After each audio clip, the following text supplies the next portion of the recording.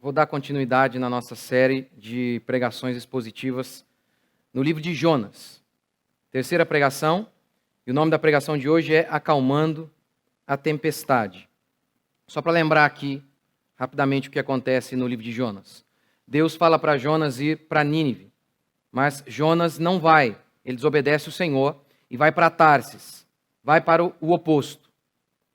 Diz o texto que lá no navio, no barco que ele havia embarcado, Deus envia uma tempestade. Então, os marinheiros e as pessoas que estavam no barco, os tripulantes, eles começaram a dizer, peraí, a culpa é de quem? Lançaram sortes. E a sorte caiu em Jonas, que ao invés de orar como todo mundo estava fazendo, Jonas, o pastor, estava lá embaixo, dormindo profundamente. Então, eles perguntam para Jonas, e a gente chega aqui então em Jonas capítulo 1, verso 11. Ainda lhe perguntaram, que te faremos para que o mar se acalme? O que a gente vai fazer para que essa tempestade passe? É interessante que esses homens aqui, gentios, pagãos, eles identificaram que o problema deles era espiritual. E realmente era. Era porque Jonas estava afundando todo mundo ali. Provérbios declara que nós devemos reconhecer o Senhor em todos os nossos caminhos, para que Ele então endireite as nossas veredas. O texto bíblico diz que, não obstante aqueles homens do barco se esforçarem mais e mais ao descobrirem que Jonas era o culpado, porque eles ficaram com medo de jogar Jonas ao mar. Não obstante eles se esforçarem mais e mais, a tempestade apenas piorava. Nós vivemos em uma época totalmente materialista, onde a existência é pautada simplesmente com base nas coisas que enxergamos, na matéria. E as pessoas param de perceber que quem rege o mundo é Deus. Que todas as coisas que acontecem nas nossas vidas acontecem porque Deus é soberano sobre ela. Que muitas vezes não basta apenas esforço e dedicação, mas que a gente precisa se humilhar diante dele, tomar a atitude correta. Do contrário, as nossas tempestades, os nossos sofrimentos, as nossas angústias se tornarão ainda piores. Talvez você está me ouvindo agora. Talvez você está enfrentando um momento de tempestade, turbulento, e se perguntando por quê. Como acalmar essa tempestade? É disso que eu quero falar hoje. E eu quero começar falando que, em primeiro lugar, nós devemos nos avaliar. Você deve avaliar a si mesmo. É bem verdade que nem todo sofrimento é por conta de um pecado direto. Que nem toda tempestade é por conta de um pecado direto que cometemos. Como, por exemplo, Davi, ele adultera, seu filho morre. Miriam desobedece o Senhor. Miriam se torna rebelde contra o líder que Deus havia instituído, Moisés. E instantaneamente ela fica leprosa. Então a gente vê isso de maneira muito clara acontecendo muitas vezes na Bíblia. A pessoa comete um pecado e por conta de um pecado específico, ela está sofrendo uma circunstância terrível ali. É verdade, então, que nem toda tempestade é por conta de um pecado direto, como, por exemplo, é o caso de Jó. Esse é o debate ali no livro de Jó. Jó não havia cometido um pecado direto que ocasionou a morte de seus filhos, que ocasionou a sua doença e a perda de seus bens. Mas note que eu disse, não é por conta de um pecado direto, mas de certa maneira, é claro que tudo tem a ver com o pecado, já que não haveria tempestade se nós não pecássemos. Não haveria cardos nem abrolhos no mundo que Deus criou. Nós é que pecamos. E toda desgraça, de alguma maneira, toda morte, de alguma maneira, direta ou indireta, é claro, que está sempre relacionadas com o pecado. Agora, ok, a gente tem que se avaliar. Mas é impressionante como que você olha na população evangélica, cristã, um povo que em grande parte é picareta. É cristão apenas nominalmente falando. Só nominalmente. Mas picaretinha no trabalho, em casa. Safadinho. E aí, quando vem uma tempestade, eles nunca avaliam que pode ser pecado. Todos eles são Jó. É a prova. É a minha justiça que está me levando a esses sofrimentos. Sim, porque por sermos justos, podemos sofrer muitas vezes, como a Escritura anuncia no Novo Testamento, todos aqueles que querem viver de maneira piedosa serão perseguidos. Bem-aventurados os justos, bem-aventurados os fiéis, bem-aventurados por quê? Porque serão perseguidos. Bem-aventurados. Mas é impressionante como que a nossa geração não tem consciência de pecado. Não tem. Mas note a história do povo de Deus. Jeremias. Jeremias 13, 22. Quando disseres contigo mesmo, por que nos sobrevieram estas coisas? E aí Jeremias dá a resposta. Por conta da multidão de seus pecados. É isso que ele declara em Jeremias 13, 22. A multidão das tuas maldades, por conta das tuas maldades, se levantaram as tuas fraldas, você foi envergonhado. É por isso que vocês têm sofrido. No caso, o sofrimento deles era estupro, homens sendo mortos, assassinados, crianças morrendo de fome. Então Jeremias diz, quando vocês perguntarem por quê, lembrem-se, vocês pecaram. A Bíblia fala que não havia chuva nos dias de Acabe. Por quê? Porque Acabe havia pecado e Israel também. Malaquias 4:6 fala que o Espírito Santo viria, o Messias viria para converter o coração dos pais aos filhos, para que Deus não ferisse a terra com maldição. Por que muitas pessoas são malditas? Porque seus relacionamentos familiares estão errados. No próprio livro de Malaquias, capítulo 2, Malaquias, sendo a voz de Deus, diz: vocês têm vindo aqui ao meu altar com lágrimas, prantos e gemidos, mas eu não tenho ouvido a oração de vocês. E vocês perguntam por quê, e eu respondo: porque vocês têm sido infiéis no casamento de vocês. Por isso vocês podem orar, gemer, jejuar e orar de novo, e mais um pouco, e mais um pouquinho, e o céu será de bronze. Malditos! Uma das cenas que melhor expressa isso é a de Davi. O quanto que Deus amaldiçoa as pessoas, inclusive o seu povo. Davi mata, mente, adultera. E o que Deus diz para ele? O sangue nunca mais vai deixar de escorrer em sua casa. Mas é impressionante como que a nossa geração não acredita que Deus amaldiçoe. É impressionante. Essa geração de cristãos, ela não consegue perceber essa doutrina óbvia. Em outro momento, Davi fez uma burrice. Uma burrice. Ele fez o censo de Israel. Seu comandante, Joabe, lhe disse: não faça isso. Estava na cara que era errado. Mas diz o texto que Davi fez. E a Bíblia explica por quê. O Senhor explica por quê. O texto diz que Deus instigou Davi. Que permitindo Satanás instigar Davi. Por quê? Por que Deus permitiu que acontecesse isso? E Davi tomasse essa decisão estúpida. O texto explica. Porque Deus queria punir Israel. Às vezes, nesses meus quase 20 anos como pastor, eu fico surpreso como que as pessoas decidem certas coisas, escolhem certas coisas, que está todo mundo vendo que vai dar errado. E elas não vêm. Às vezes eu sento para conversar com gente inteligente, com gente muito mais esperta do que eu. E aí eu estou diante dessa pessoa e eu falo: você é isso mesmo que você vai fazer? Você não consegue perceber o que vai acontecer ali na frente se você continuar assim. Uma ideia errada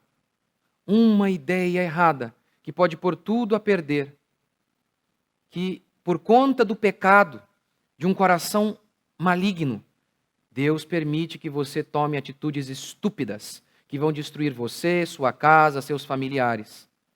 Às vezes é um negócio mal feito, uma escolhazinha, Uma escolha fora de hora. O salmista diz: aquele que teme ao Senhor, o Senhor o instruirá no caminho que deve escolher. O Senhor o instruirá. O Senhor. Mas, quando nós não buscamos ao Senhor, quando nós não nos arrependemos de nossos pecados e caminhamos com Ele, pode ser Davi, o homem segundo o coração de Deus. E Deus permite ideias estúpidas para te punir. Mas não. Deus não amaldiçoa. Vivemos no século 21, a era dos pastores do amor. Dos pastores que dizem que Deus jamais pune. Deus não pode punir. Apesar de a Bíblia falar que se um pai não disciplina seu filho, ele não ama seu filho, esses pastores arrotam em seus púlpitos que Deus os ama e, portanto, Deus não pode amaldiçoar. Deus não pode punir, de maneira alguma. Então, toda essa situação, todo esse contexto, torna praticamente impossível que as pessoas se arrependam de seus pecados. Porque os pastores tratam as pessoas como vítimas e não como pecadoras. Por exemplo, o homem acabou de ser mandado embora de seu trabalho porque é preguiçoso e vagabundo.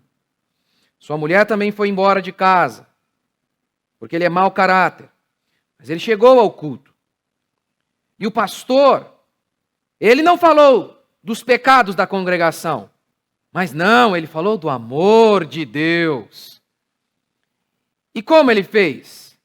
Olha, se as pessoas têm abandonado você, o Senhor não abandonará. Pode a mãe que amamenta abandonar o filho? Eu, todavia, jamais me esquecerei de ti. E o texto é verdadeiro. Mas no contexto em que esses pastores usam, é uma mentira. E aí esse rapaz, vagabundo, preguiçoso, ele acabou com o seu casamento, ele perdeu o emprego e ele foi o responsável. Mas ele não ouviu nada sobre seus pecados. Ele apenas ouviu: tadinho de você, que foi esquecido, rejeitado, mas Deus ama você. E ele sai dali, cheio de ânimo, e vai arranjar outra mulher. Ele devia sair dali arrasado, mas não. Há uma preocupação excessiva com a autoestima das pessoas, e nem um pingo de preocupação com o pecado das pessoas. E mesmo aqueles que realmente têm sofrido injustiças, são pecadores e precisam ouvir que são pecadores. Essa foi a mensagem do Evangelho. Essa é a mensagem do Evangelho. Não é? Deus não amaldiçoa. Agora, note Davi. Note Davi. O sangue de Davi nunca mais vai deixar de escorrer na sua casa porque você adulterou, mentiu e matou. Um filho estupra outra filha de Davi. Um filho mata outro filho de Davi. E Absalão, um dos filhos de Davi, faz o seguinte. Faz um motim. Se revolta contra o seu pai. Aconselhado pelo capeta dos seus amigos, ele faz o seguinte. Ele pega as mulheres do pai em cima do telhado e abusa de todas elas para todo Israel ver. Porque é sempre assim. Você não planta uma semente e colhe um grão de arroz. Você colhe muito mais. Você colhe muito mais do que planta. Tanto para o bem quanto para o mal. Davi fez no escondido, no oculto. Deus diz, eu vou fazer para todo Israel ver. Todo Israel ver.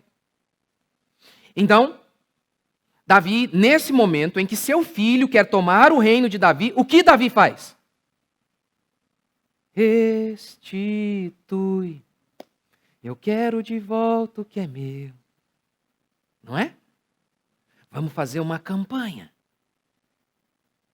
Porque nós nunca cometemos pecado, nunca perdemos coisas porque pecamos. Nós, seres do século 21, maravilhosos e espetaculares? Não, eu quero de volta o que é meu, e agora? Davi sai de Israel, deixa o reino para seu filho.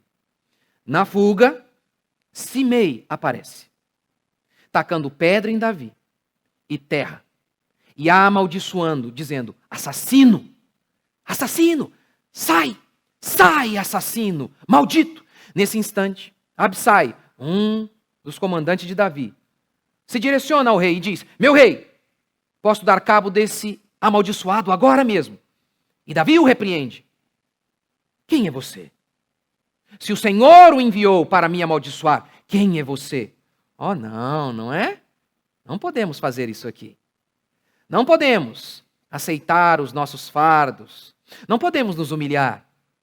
Quer dizer, até aqueles que se humilham e reconhecem que as tempestades que lhes sobrevêm têm a ver com seus pecados, até esse é o melhor estágio. É o máximo que esses crentes de hoje podem chegar. O reconhecimento de que cometeram algum tipo de pecado. Mas eles param aí. E logo em seguida eles dizem, já que eu me humilhei, o Senhor que não restitui de volta o que é meu para ver. O Senhor que não me dá o meu reino aqui agora. Que papo é esse de deixar o rapaz me amaldiçoar ali? Que papo é esse? Hã? Que negócio é esse? E é por isso que essas pessoas vão continuar vendo a tempestade, a estação das chuvas, se perpetuar em suas vidas, porque elas estão impossibilitadas de se arrepender. Se eu, no coração, contemplar a vaidade, o Senhor não me teria ouvido. Isaías 59. A mão do Senhor não está encolhida, para não ouvir o seu povo. Mas os vossos pecados fazem separação entre vós e o vosso Deus, para que ele não vos ouça. O Jesus de muitos evangélicos não é o Jesus do Evangelho. Arrependa-se. Nos dias da tempestade, arrependa-se. Segundo, como fazemos para que a tempestade cesse? Essa foi a pergunta da tripulação, a pergunta de todos aqueles que estavam no barco. Diga-nos, Jonas, o que faremos para que a tempestade se acalme? É osso, é dose, quando gente ímpia ora, busca, ainda que seus deuses, e o pastor está lá, dormindo. É ruim isso, não? Porque diz o texto que veio a tempestade, a primeira coisa que o povo fez foi orar. E Jonas, dormindo profundamente. Profundamente. Está em uma tempestade? Ore. Está sendo tentado? Ore. Vigie e ore, para que vocês não entrem em tentação. Está ansioso? Ore. Não andeis ansiosos de coisa alguma. Antes, sejam conhecidas diante de Deus as vossas petições, com súplicas. E a paz de Deus, que excede todo o entendimento, guardará vosso coração e mente. Ore então. Ore. Vivemos épocas em que os crentes parecem que não creem. Talvez por conta de todas essas promessas mirabolantes e falsas dos neopentecostais, dos falsos crentes, nós respondemos toda essa falsa fé desses homens, com fé nenhuma. Consertamos um erro com outro erro. Deixamos de acreditar que Deus opera milagre. Afinal de contas, o livro todo aqui é milagre, não? Deixamos de crer. Você já se viu em uma circunstância de medo absurdo? Aquele medo assim? Não? Talvez é por isso que você ainda não aprendeu a orar. Talvez. E Deus costuma fazer isso. Se um sofrimento não faz com que você ore, estilo tempestade, Deus pode agravar o sofrimento. Foi o que fez com Jonas, enviando Jonas para o mar, dentro do peixe, diz o texto, na minha angústia, orei ao Senhor. Talvez esse seja o problema de muitos. Não passaram uma angústia profunda ainda. Angústias, medo absurdo, faz com que as pessoas orem. Até os mais carnais e materialistas oram. E nós precisamos aprender a orar antes da tempestade, durante a tempestade. Clamar mesmo, crendo na provisão de Deus mesmo. Sim, nós cremos no trabalho humano, temos que trabalhar duro, mas em inúmeras circunstâncias. Deus nos leva em inúmeras circunstâncias em que todo esforço humano é nada, como esta aqui. Em que se você não erguer as mãos e falar, Deus, intervém, Faz alguma coisa. O barco vai afundar. Nós precisamos aprender a fazer como aquele povo de Atos, sendo perseguido por um inimigo muito maior, eles oram. Pedro estando preso, eles oram. E Deus mesmo envia seu anjo que liberta Pedro. Nós somos um povo que crê no impossível, no sobrenatural, naquilo que vai além de nossas limitações. Ore. Ore sem cessar, diz Paulo. Um cristão desanimado, um cristão fraco, é sempre um cristão que não ora. Terceiro, faça tudo o que você pode. Aqui, em Jonas capítulo 1, diante da tempestade, aqueles homens ímpios, a primeira coisa que eles fizeram foi orar. A segunda, jogaram as cargas do navio para fora. É dose quando ímpios são mais espirituais e prudentes do que os crentes. Oração e ação. Oração e ação. Se na semana passada eu falei que Deus é soberano sobre todas as coisas, citei várias passagens que falam sobre isso, como Isaías 45. Eu sou Deus e não há outro Deus além de mim, eu crio a paz e faço o mal. Amós, sucederá algum mal à cidade sem que eu tenha feito? Eu mato e faço viver. Deus é soberano sobre os bons e os maus, sobre a luz e as trevas. Todas as coisas que acontecem aqui, de alguma maneira, acontecem porque estavam debaixo da vontade e soberania de Deus. Mas a mesma Bíblia declara que nós somos responsáveis por aquilo que fazemos. Que Deus não induz nenhum homem ao pecado, como diz Tiago. Ninguém ao ser tentado diga, fui tentado por Deus, porque Deus não tenta ninguém. Cada um é tentado pela sua própria cobiça. Ou seja, a Bíblia anuncia que Deus é soberano e ao mesmo tempo que o homem é responsável. Nós devemos então orar por um trabalho. Crer no milagre. Mas isso não impede você de correr atrás e de fazer o máximo. A mocinha que quer casar, ela deve abrir a boca e orar, mas fechar a boca, comer um pouco menos também ajuda. E muito. E muito. Para aqueles que dizem que o cuidado do corpo e a beleza não importa, isso é tolice. Tolice mesmo. Não é verdade. Não é verdade. Mas Deus é soberano. Mas às vezes você está comendo demais. Deus é soberano sobre o bem e sobre o mal. Essa doutrina é perigosa. Sim, todas são, disse Martin Lloyd Jones. Todas. Todas são. Por exemplo, eu prego aqui sobre o homem ser o cabeça de sua casa. E aí, o que acontece às vezes? Estou lá conversando com o casal.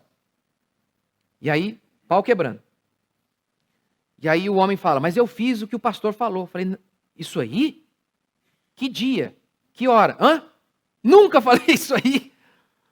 Distorceu totalmente. Não julgueis, está escrito ali. Mas muitos pegam essa passagem bíblica e a utilizam como desculpa para viver em pecado sem que ninguém os julgue. Por outro lado, outro texto. Julguem pela reta justiça. O homem espiritual julga todas as coisas. E aí muitos crentes, principalmente os reformados, também pegam essa passagem como justificativa para serem contenciosos, vingativos, carnais, usando como desculpa da verdade para expor o seu coração maligno, podre e arrogante, que se considera melhor do que os outros. Portanto, o problema não é a doutrina bíblica, é o coração humano. É o coração humano. E é nesse sentido que muitos pastores, muitas igrejas reformadas, elas estão morrendo. Morrendo. Primeiro, porque não têm filhos. Segundo, porque não evangelizam. Mas esses pastores crentes na soberania de Deus dizem, a salvação é algo de Deus. Ninguém pode fazer nada por isso. E o que esses pastores fazem? Nada mesmo. Acordam tarde, quase não leem, não visitam as pessoas, não se arrependem de seus pecados, não tentam melhorar a cada dia, são arrogantes. Aí você vai ao culto de uma igreja dessa. Como diria Hernandes Dias Lopes, reformado, Olha, não tem coisa mais solene que um funeral. Não tem. É solene. Que coisa. Mas está morto. E aí, você vai num culto desse, que parece um funeral. Um funeral. Que a pregação é xoxa. É fraca mesmo. É fraca mesmo. Que as pessoas não têm um pingo de amor, mas nem para cumprimentar as pessoas que ali entram.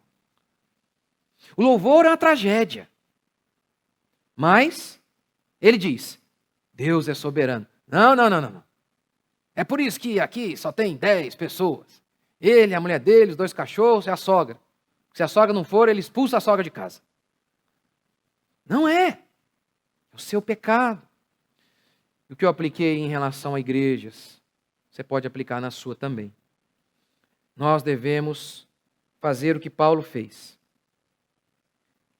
Pela graça sou o que sou, e a sua graça que me foi concedida não se tornou vã. Antes, trabalhei muito mais do que todos eles.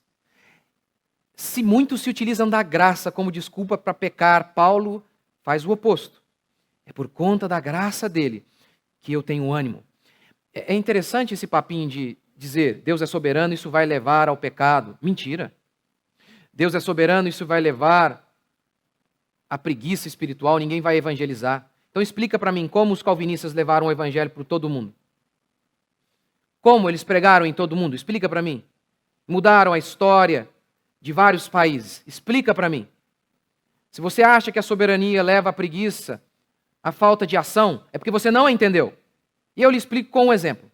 Paulo estava em uma cidade e estava com medo. Então Deus o consola e o anima como? Com a doutrina da soberania e da predestinação. A predestinação vai levar as pessoas a não pregar? Pelo contrário.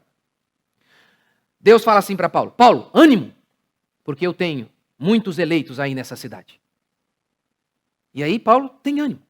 Porque veja bem, se Deus não é soberano sobre o bem e sobre o mal, é aí que você não tem ânimo. Por exemplo, em relação ao seu patrão. Se Deus não é soberano sobre o seu patrão, qual é a certeza de que o seu trabalho será recompensado de alguma maneira? Qual a certeza? Nenhuma.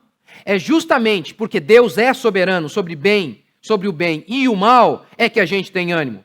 A doutrina da soberania, corretamente interpretada, te leva à ação. Trabalhei mais do que todos os outros, justamente por conta da graça, diz Paulo. Se o Senhor não edificar a casa, em vão trabalham os que a edificam, declara o salmista. Se o Senhor não edificar a casa, o trabalho é vazio, inútil. Vamos inverter. E se o Senhor edificar a casa, aí o nosso trabalho faz sentido ou não? Todo sentido. Você é empresário, então levanta cedo, ora, pensa em como melhorar, pinta aquela parede que está horrível, dá um jeito, manda embora aquele preguiçoso que está acabando com você. Ore e trabalhe de maneira árdua. É isso que Martin Lloyd Jones fala sobre os puritanos, que eram muito prósperos. Os calvinistas da Inglaterra, muito prósperos. Trabalhavam duro, com afinco, viam o seu trabalho como um serviço a Deus, como um sacerdócio. É o que nós devemos fazer. Quarto, não frequente uma igreja que jamais coloca pessoas para fora do barco. Jonas trouxe tempestade sobre todos que estavam ali. A Bíblia anuncia isso constantemente. Como que o pecado de um afeta muitos. Romanos 5,12. O pecado de um só homem trouxe condenação a toda a raça humana. Havia um homem cometendo pecado sexual na igreja de Corinto e Paulo manda, expulsai-o. Por quê? Um pouco de fermento contamina a massa toda. Em Israel, um filho ou qualquer pessoa que insistia em praticar o erro era expulso da sociedade. Essa pessoa era expulsa da sociedade. Um filho que depois de repreendido várias vezes e não se arrependia era apedrejado até a morte. Igrejas hoje estão apenas preocupadas em encher o barco. Nunca colocam ninguém para fora. Mas tão importante quanto o venham é também o saiam. Algumas precisam sair. Mas pastor, e aquela parábola do joio, em que Jesus falou que A semente foi semeada, o trigo, mas o diabo semeou o joio. E quando os discípulos falaram, Senhor, o Senhor quer que arranquemos o joio, Jesus disse, não, deixe-o aí. Está vendo? Isso é a prova de que não é para expulsar ninguém da igreja. Ora, se essa interpretação está correta, a Bíblia está errada, porque a gente vê Deus expulsando pessoas constantemente. E o melhor exemplo é Paulo. Ora, os de fora, porém, Deus os julgará. Expulsai, pois, entre vós o malfeitor. Leia a parábola corretamente. O texto diz que a semente é semeada onde? No mundo. No mundo. Lá na parábola, o texto diz, o campo é o mundo. O campo não é a igreja. A igreja não tem que ser aí uma agência política lá fora. Não, a igreja não é o Estado, como algumas vezes se tornou. Mas, aqui, entre nós, tem que ter disciplina. Se a Bíblia diz que um pai que não disciplina o seu povo um pai que não disciplina o seu filho não ama o seu filho, uma liderança que não disciplina a igreja também não ama essa igreja. Está apenas preocupada em manter pessoas na igreja ou interesses financeiros. Porque, claro, se pessoas saem, há um número menor de pessoas na igreja e também de dinheiro na igreja. A igreja é um lugar de graça, onde se perdoa o pecador 70 vezes 7, onde se ajuda, se insiste milhares e milhares de vezes. As pessoas não chegam ao culto e com uma pregação já mudam de vida. Isso não existe. Eu estou aí há mais de 20 anos na caminhada cristã e me surpreendo a cada dia com a quantidade de absurdos que já pratiquei e que nem tinha noção de que era errado. Então a igreja é um lugar de graça, de muita graça e de muita misericórdia. O drogado vai ser acolhido. Entretanto, aquela pessoa que tendo ouvido e ouvido várias vezes, e mesmo assim diz, não, eu quero continuar no erro. Essa não pode participar. Um exemplo simples. Uma pessoa, uma vez, amaziada, e frequentando a igreja já há algum tempo, ela chegou, eu sabia que ela era assim, e não falei para ela, na primeira visita que eu a fiz, olha, você casa amanhã, senão. Não, as pessoas têm o seu tempo, e ouvindo a pregação. Um bom tempo se passou. Até que chegou uma hora que eu falei, olha, você já ouviu tudo que tinha que ouvir. Você entende ou não entende esse assunto? Não entendo. E aí? Não sei. Então, você tem um mês para se decidir se você quer casar ou não. Se você não quer casar, você não pode ficar aqui. Porque um pouco de fermento leveda a massa toda. O pecado de um afeta todos os outros. Lembra de Acã? Israel vai para uma batalha e perde a batalha. Por quê? Um homem, só um, havia pecado. Havia pego o que não era para pegar. Todo o mundo sofreu. Todo mundo. Não frequente igreja que apenas coloca pessoas para dentro do barco. Uma boa igreja também coloca pessoas para fora. Quinto e último princípio. As tempestades só param quando você é sensível a elas. As ondas, o vento, não acordaram Jonas. Então um ímpio diz, ore a Deus. Que horrível isso. Ore a Deus. E Jonas não ora. Ele só ora quando está dentro do peixe. Reconhece o Senhor em todos os seus caminhos e Ele endireitará as suas veredas. O problema é que muitas vezes nós estamos sendo punidos por Deus e não abaixamos o topete. Jeremias 5,3. Tu os feriste e não lhes doeu. Consumiste-os e não quiseram receber a disciplina. Endureceram o rosto mais do que uma rocha. Mais do que uma rocha. Eles foram disciplinados e Deus queria que eles se arrependessem. Mas o que eles fizeram? Se tornaram piores ainda. É ruim isso, não? É ruim. Quando nós não notamos que as circunstâncias que passamos têm a ver com os nossos pecados. Você se lembra de Davi mais uma vez? Davi está enfrentando 3 anos de fome. Gente, não um momento, nem 2 dias, nem 4 dias. 3 anos. 3 anos. E Davi não sabia por quê. Mesmo assim estava sendo punido. Eu não sei. Ó, já que eu não sei, então Deus não me pune, né? Então é melhor não saber. É exatamente assim que muitos fazem. Eu nem quero saber, porque aí não tem punição. Não, tem sim. Lembra daquela parábola dos trabalhadores? Um desobedeceu o seu patrão porque não sabia. O que aconteceu com ele? Levou poucos açoites. O que sabia e desobedeceu levou muitos. Então note aqui, o que não sabia levou pouco, mas levou. Davi nem sabia por que aquilo estava acontecendo. E aí então Davi orou, 3 anos depois. E Deus lhe respondeu: há pecado na terra, porque o rei que veio antes de você descumpriu um de meus mandamentos. Saul, ele descumpriu um juramento que nós havíamos feito, que o povo de Deus é a representação de Deus na terra. Lembra lá no Antigo Testamento, lá no começo da história do povo, o povo estava entrando em Israel, e Deus falou: eu não quero que vocês façam aliança com ninguém dessa terra, eu quero que vocês exterminem todos dessa terra, porque esse povo é maligno. Mas diz o texto que o povo não orou. E aí um povo chamado Gibeonita, sabe o que o povo fez? Temendo a Deus, eles disseram: olha, nós moramos aqui, e nós não podemos contra o Deus de Israel. Então vamos fingir que nós viemos de um lugar longe. Peguemos aí sandálias destruídas e pão embolorado. Chegamos com isso diante de Israel e vamos dizer para eles: olha, viemos de longe, vocês podem fazer uma aliança conosco. Diz o texto assim: Israel não orou e fez aliança. No outro dia descobriram que foram enganados. E o que aconteceu? Os príncipes começaram a falar em matar os gibeonitas. E Deus disse: não, não façam isso. Não façam. E o pior, hein? Ah, mas eles não sabiam. Ah, eu também não tinha consciência quando eu casei, sabe? Eu não pensei direito. O problema é seu. Tinha que ter pensado. É melhor não fazer voto do que fazer e não cumprir. Tem que cumprir.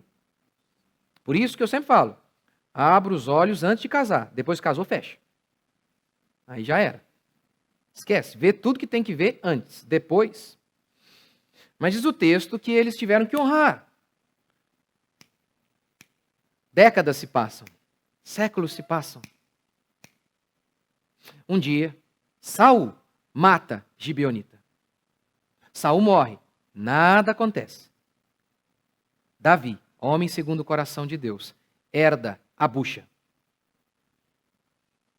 Pense no que você está fazendo, que pode ser que os seus filhos é que vão colher.